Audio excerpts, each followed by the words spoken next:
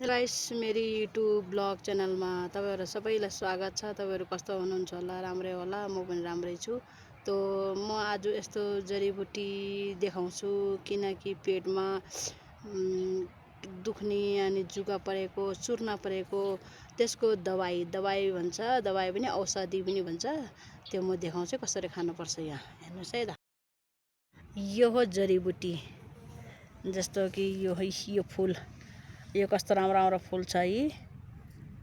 यो फूल तोडेर टिपेर खायो भने यो पेट दुख्ने, चूर्ना परेको, जुगा परेको ठिक हुन्छ। यो फेरि भाले पोथी हुन्छ। अनि भाले चाहिँ यस्तो हुन्छ, यसमा सेतो छ यो, अनि सेतो हुन्छ र यस्तो हुन्छ। यस्तो भएर यो फुल्छ। अहिले त फुलेको छैन, त्यो चाहिँ गएछ।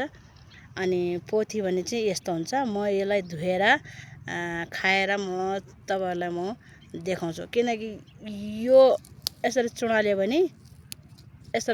भने यो दुध निस्किन्छ। हेर्नु। अनि यो कसैले त अब खाँदैन होला, के होला, के कस्तो होला भन्दा होला। पर मलाई पनि म काम गर्थेँ त्यहाँ, एउटा लालाले भन्यो यो दबाई खायो भने ठिक हुन्छ भनेर। त यो जता कतै मिल्छ। कस्तो राम्रो छ, कस्तो राम्रो छ, जता कतै मिल्छ। यहाँ चाहिँ धेरै कस्तो राम्रो खिलेको छ के फुल। आहा, क्या राम्रो छ। म धोएर खाएर म देखाउँछु। मैले पानी पनि लिएर राखेको छु यहाँ।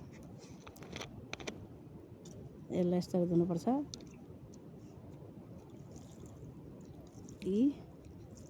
मैले धुएँ।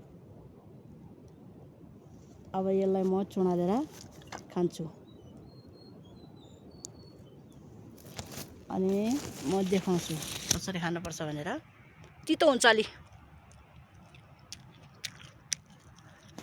तपाईले डेली 4-5 दिन खायो भने यो सबै ठिक हुन्छ।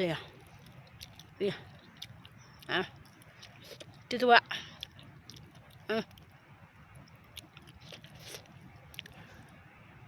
आहा, कस्तो तितो हुन्छ यो।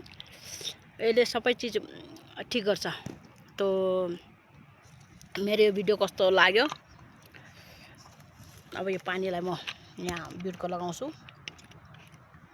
यो मेरो भिडियो कस्तो लाग्यो? पसन्द लाग्यो भने लाइक गर्नु, शेयर गर्नु, सब्स्क्राइब पनि गर्नु, फलो, कमेन्ट गर्नु, कमेन्टमा बताउनु।